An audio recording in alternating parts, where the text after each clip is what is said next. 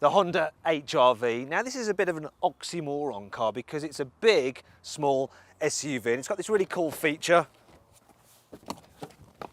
Now you're probably wondering how the heck I managed to get around here so quickly. Well, there's something really clever on this car, which if you know Hondas, you probably know already. If you don't, well, it's not the fact that these doors open really wide, which they do. If you follow me, you'll see that the seat bases actually flip up, which allows you to carry large objects here in the back of the car if you want to.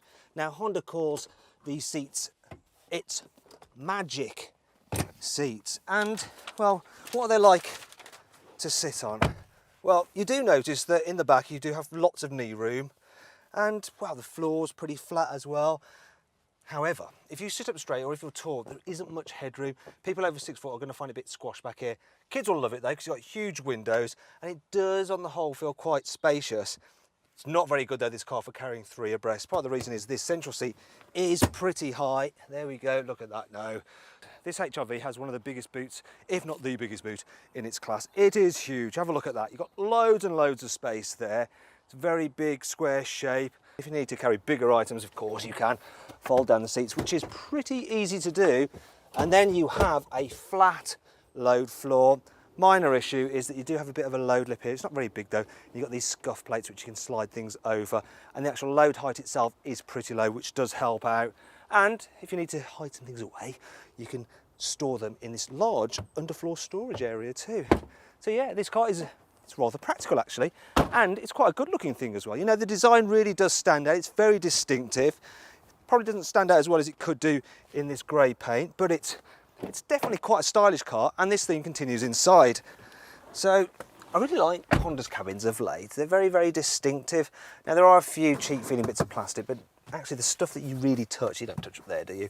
It all feels high quality, though I don't know what they were thinking about with these vents. They're a bit like what you get on an Audi A4, but it just doesn't work really. I do like the look of this touch sensitive control panel. The problem is though, in reality, you'd have to take your eyes off the road for a bit longer because you can't actually feel any buttons. This is the range stopping version. You don't need this. Get the model below, the SE, and it's got all you really need. You get dual zone climate control, not just simple air conditioning. You get all round parking sensors and automatic windscreen wipers and headlamps. And yeah, it's a nice car to be in general. I'm not so keen though on this infotainment system. It's all just a bit confusing to use. I've no idea what's going on. So yeah, you can also have another good look around this car's cabin and then have a look at its cubby spaces, which, well, they're all right. They're not brilliant, but you can just about squeeze a large bottle into the door bin, and you do have some extra storage down here, which is probably where you'll forget where you left your mobile phone.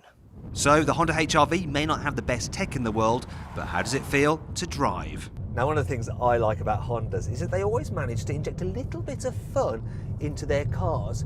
And it's the same with this HR-V, so all the controls have a nice feel to them, the steering, the pedals, and the manual gearbox. In fact, the manual gearbox in this HR-V is lovely. On the whole, this is quite a nice car to drive. It errs more on the side of comfort than handling, but that's perfectly fine for this type of car.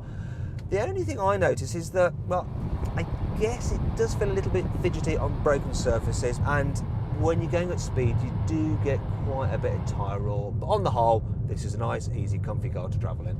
You get the HR-V with either a 1.6 litre diesel engine or the 1.5 litre petrol, which is in this car, and that's the engine that I'd recommend for most people most of the time, unless you're doing lots of miles.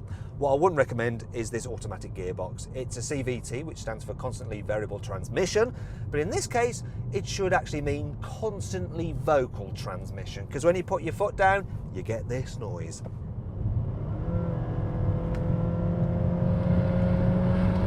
It's almost like a cow's dying last moo. There is the option to use this gearbox like a normal automatic gearbox with step changes, but it never feels like a normal auto. It's pretty horrible. Do not get the automatic. When mated to this engine, this 1.5 litre petrol, it should do 52 miles per gallon, but the trip computer says I'm averaging 38, which isn't quite as good as I expected really. Still, it does make this car easy to drive around town, not having to change gears. And on the whole, visibility is good, and that helps for manoeuvring in traffic. The only problem I really have with the visibility is that big, fat rear pillar. There are a few annoying things about the HR-V. Here's 5 of them. There are some annoying blank screens on the infotainment system, and you get all lost going, where are all the functions? There may be loads of underfloor storage space, but you can't quite fit the parcel shelf under there. And Honda doesn't call the button for the cruise control cruise, because that'd be too obvious. They call it main. If you're not careful, this car can get pretty expensive. This one is £26,000. There's this weird mesh here on the steering wheel, and I really don't know why. Thankfully, it's not all bad though. Here are 5 cool features you get with the HR-V. I love the way the dials appear all ghost-like when you turn the ignition on. Kids will love the cool SUV-style running boards because then they'll be able to pretend that they're Secret Service agents.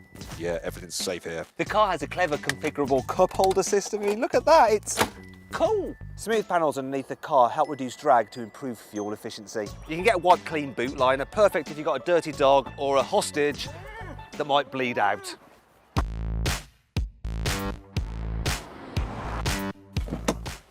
So then, overall, what do I think of the Honda HR-V?